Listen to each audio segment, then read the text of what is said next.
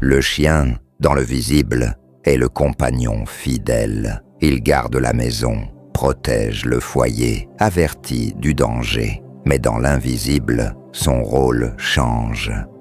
Le chien est l'animal le plus proche de l'homme, parce que là où il y a confiance, il peut y avoir trahison, et parce que ton ennemi n'est jamais loin de toi. Le rêve, dans la voix de l'arbre, est une langue codée de l'invisible. L'invisible ne parle pas avec des mots humains, il parle avec des signes. Et celui qui ne sait pas lire ces signes devient aveugle, même les yeux ouverts.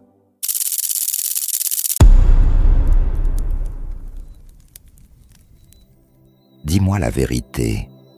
As-tu déjà rêvé d'un chien qui te mordait ou qui essayait de te mordre? Si oui, arrête tout et écoute, parce que ce n'est pas un rêve banal. Ce n'est pas un cauchemar, c'est un avertissement direct, un message de ton souffle, un signe envoyé par ta lignée, avant qu'il ne soit trop tard. Ce que tu vas entendre aujourd'hui, c'est une révélation que peu osent dire en public, et si tu restes jusqu'à la fin, tu ne verras plus jamais tes rêves de la même manière.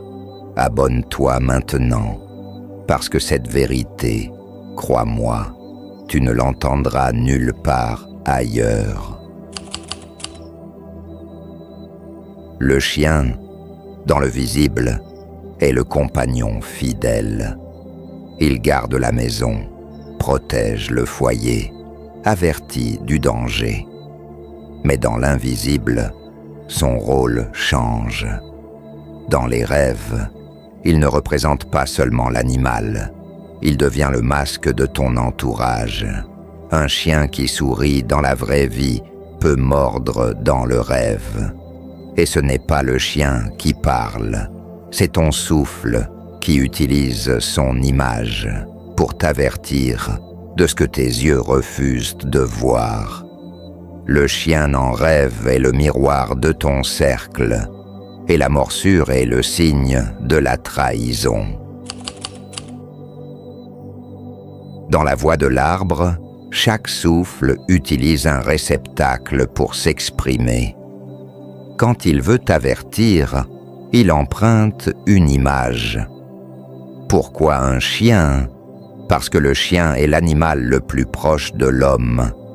Parce que là où il y a confiance, il peut y avoir trahison. Et parce que ton ennemi n'est jamais loin de toi. Fjord dit, l'ombre ne t'attaque jamais de loin. Elle s'assoit d'abord à côté de toi. C'est pour cela que, dans la voix de l'arbre, le chien en rêve n'est plus le chien dans un rêve. C'est ton souffle qui t'indique. Regarde autour de toi.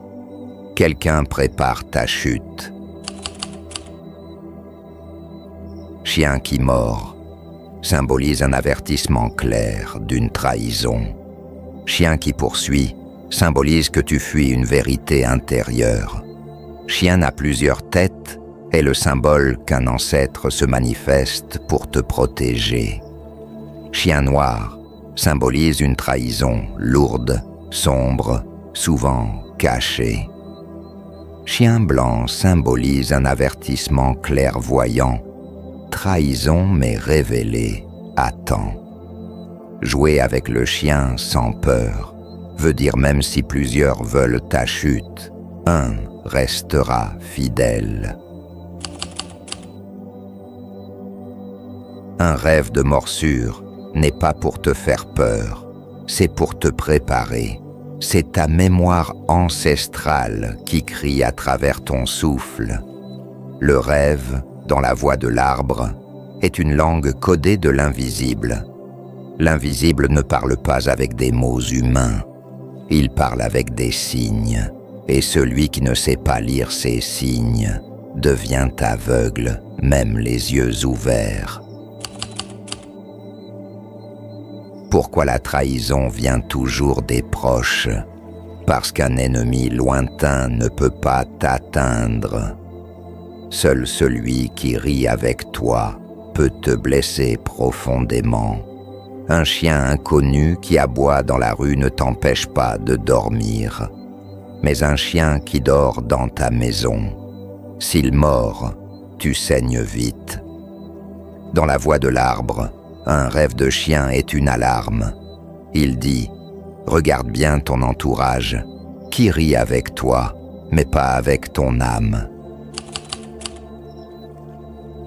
Que faire après un tel rêve? Observer ton cercle, renforcer ton aura avec le collier de Fior, mettre de la clarté dans tes relations, ne jamais ignorer l'avertissement, car si tu ignores, le rêve devient réalité, et l'invisible t'aura prévenu en vain.